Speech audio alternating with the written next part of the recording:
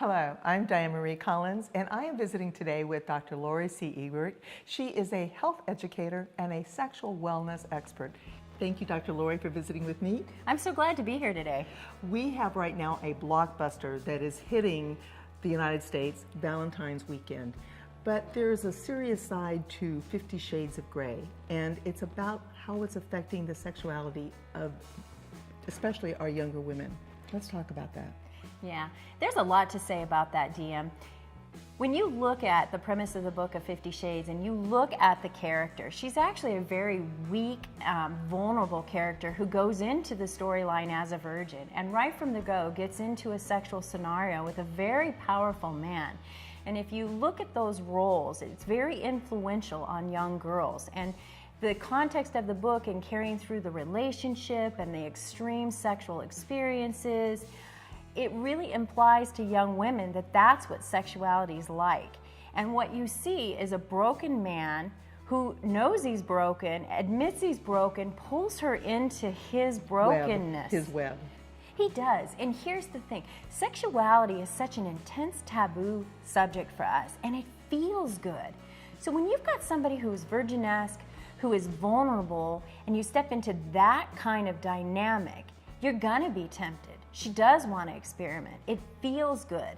But what doesn't get talked about in the media, what doesn't get talked about in relationships or in homes is then what? What are the consequences and impact of that? When you take sexuality to the edge, right from the beginning. Where do you have to go? Where do you have to go? Yeah. Exactly. How do you keep yourself healthy? How do you keep your partner healthy? How do you not get in a dynamic relationship of it's actually abuse, and there's studies that actually show that young women, they did a study in a Midwestern college for young women up to the age of, I think it was 25, who have read this book, have been associated with having more intimate partners, having more violence and abuse in their life, more binging and purging on alcohol, and even food issues. And it's all because the way that the premise of the book is set up is that I can be weak and he can be strong, and that's not necessarily good. If you're two partners coming together with mutual agreement to this, a little different than, oh, me. Exactly, and he brings her into that strong and uses it to his advantage in one of the most vulnerable areas of her intimacy and her sexual intimacy. That's what I kept seeing, was that she seems like a little sweet thing, and he's just like, I'm gonna pick all those pebbles right off, and that's scary. Yeah, and it also, there's a whole side of this for men too. I mean, how many men at 30 are billionaires with empires like Christian Grey? Well, yes, just not every day. You know, and in some sense, it perpetuates that whole Prince Charming syndrome, and that's really where my beef about it is. It's really just like a mini Cinderella porn. You've got a pixie Cinderella who's half broken and virginesque and vulnerable and frumpy, goes in and meets this billionaire Prince Charming in this industrial setting. But he's not Prince Charming. No, he's dark. He's broken. And there's the whole world of that, which also teaches young women that it's okay to take that. And going back to what you said, when a partner is healthy and the other partner is healthy, it's a mutual exchange of intimacy and wellness and health versus this extreme dynamic. I have a question for you. My daughter, she's 22, is thinking a lot of her friends want to go to the movie. If she goes to see this and she gets disturbed by it, how do I handle that? What do I say to her to try and explain what she's seen? I would handle that the same way I would handle talking to any age person about sex. The first thing you want to do is get in her world and ask her, well, what are you worried about seeing it? Or what do you think about it? What have you heard about it? And you want to get in her world and just listen and then answer her questions woman to woman. Because you have an adult daughter and you know the kind of relationship you have, then you can say, well, what are your concerns about it?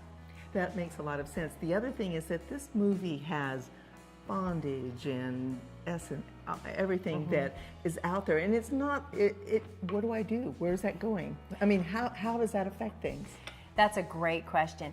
So there's a couple areas to look at in that. I think when you look at populations of women like my age that are in their 40s, that are in relationship and marriages, because they're not happy in relationships right now, most people. There's a lot of sexless marriages, sex isn't spicy enough.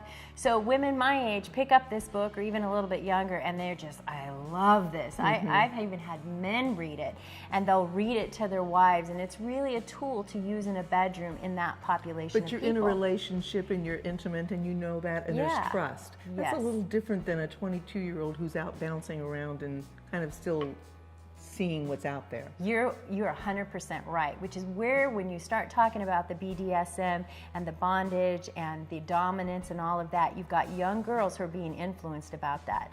And I have two opinions about this. I think it's great that the book has brought out other type of sexual activities that are available.